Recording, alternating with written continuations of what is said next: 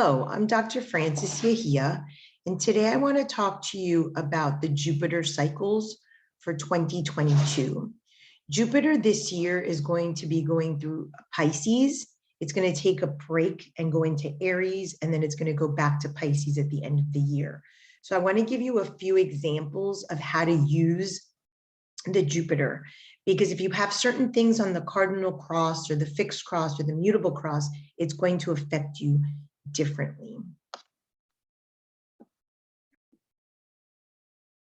So first I want to start with this chart, and Jupiter is transiting through the second. So everybody is going to have Jupiter and Pisces somewhere. The first piece of the chart is simply what house it's in. So in this person's house, it's the second house. They can feel good about themselves, their self-worth, their values might be really highlighted this year, reevaluated, and it's an opportunity for financial growth. So first you just look at the transit in terms of what house it's in. Then you want to start layering on. So this particular person, Jupiter in Pisces, is squaring this entire stellium. So what appears on the surface to be a good transit for them for part of the year, when it goes to Aries, it's going to benefit her, is actually might be going to be a challenge. She's going to have Jupiter square Black Moon, Mars, Neptune, Venus, the Moon, and Mercury. So that's a lot in the sense to have squared. Now she is going to have a sextile to her sun, which is really nice, and it's going to be a sextile to her Jupiter. So everything in the chart sort of is layers, and it's not just one thing. So just to say, oh, like for instance, I'm a Pisces, I have Jupiter this year. Yes, it benefits some parts of my chart, but other parts of the chart are having some difficult areas. So it's going to be first find the house in which it's transiting, then look at any planets that perhaps are opposition. She doesn't have anything. What's square, and then what's sextile, and then you can go and look at what is trine. In her case, the only thing that is trine would be the south node. So you first want to look at the transiting house, then the aspects. Remember that the most important thing in astrology is the cross. If you do not know the 3 crosses automatically by heart, learn that. That is the most important piece of information for you to constantly know what transits are coming in and out and how they're affecting you. So now I'm going to move you forward to, I think it's about May, and it's going to go into Aries. So here it is around May 20th. So now in May, Jupiter is now going to be transiting this person, still in the second house, but going to be moving into the third. Now, everything that was restricted earlier with the square is now going to be trine. So whatever challenge the chart gave the native the opportunity to work through with that square, now around May, she gets some insight. It's flowing easier. It's easier for perhaps her to deal in the 11th house issues of small groups or social gatherings or outings or political events or whatever her themes are. Now what happens is Jupiter here, because her sun and her Jupiter are on the cardinal cross, now they become squared. So it's like a flip. So now she's got the benefit of this, but she's got the square of this. So we're constantly looking at all of the aspects. I personally work most with the harder aspects of oppositions and squares. Oppositions are always things that are trying to oppose you. You think that it's external. You think that someone is doing something to you. Remember, archetypally in astrology, which is the type of astrology I do, this is a framework of your mind, of your psyche. So if something is opposing in your outside world, using the law of correspondence, we have to bring it into as within, so without. So now all this trine, she's got this square. Squares are inner dialogues that are in the native's head. So she might be, struggling with her health, her body, her personality, solar rational aspects.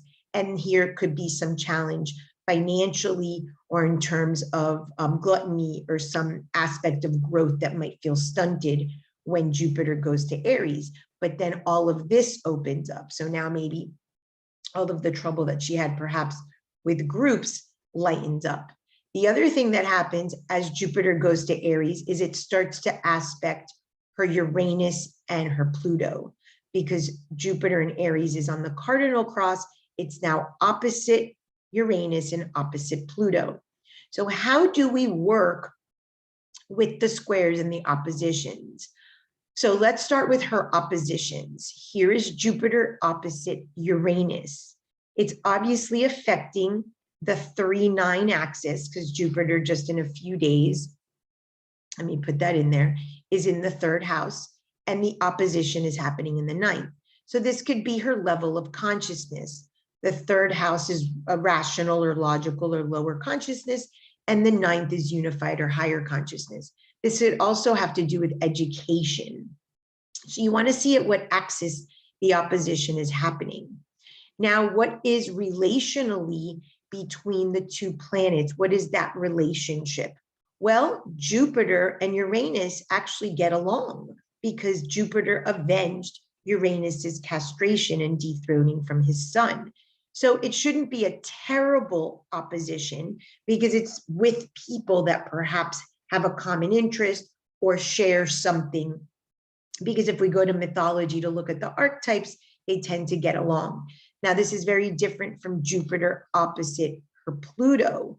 Not that Jupiter and Pluto didn't get along, but Jupiter ruled the heavens, Pluto ruled the underworld. So now the native is going to be struggling with perhaps hierarchy or being on top if she has a position of power and visiting the underworld. So this can affect her emotional state because it's in the 3-9 axis of the mind. Now, the other thing is that Pluto raped Persephone, which was Zeus's daughter. So there is some animosity there in terms of the relationship.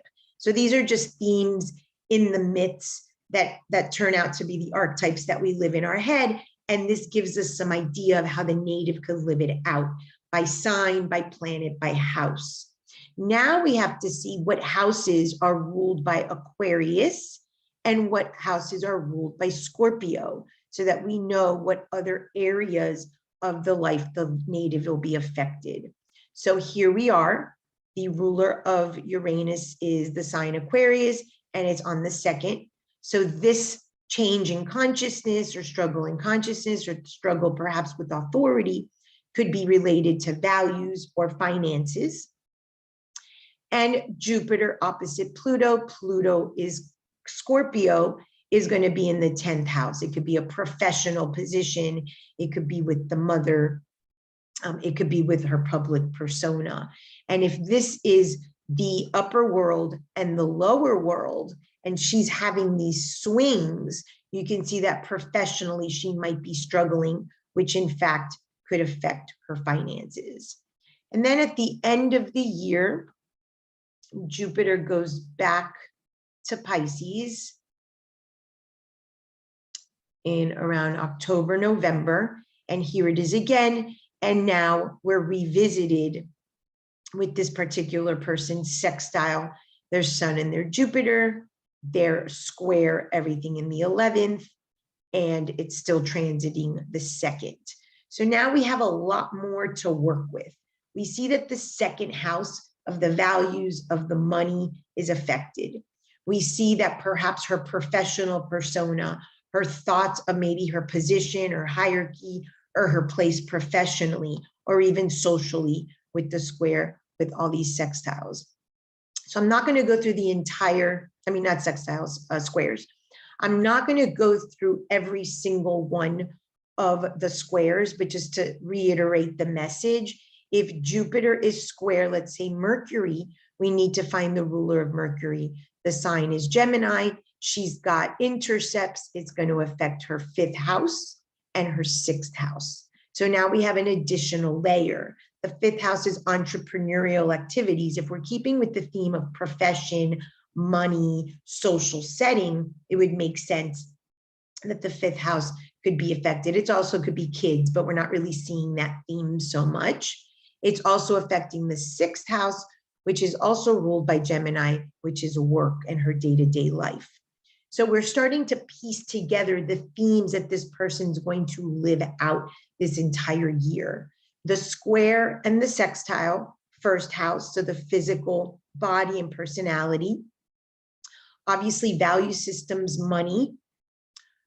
We mentioned the 5th and the 6th. So if it's entrepreneurial activities and work, social settings, social groups, the 10th, which is a professional persona, the 3-9 axis, which is consciousness, so maybe shifting consciousness or going back to school, which could affect the money, could affect the social circles, could affect whether or not you're going to get a different position. And the opposition here to Pluto's affecting the 10th, and the opposition, I'm sorry, to Uranus is affecting the 2nd. So now we've pieced out the entire Jupiter transit for this person so that she could use the entire transit in her favor. Thank you.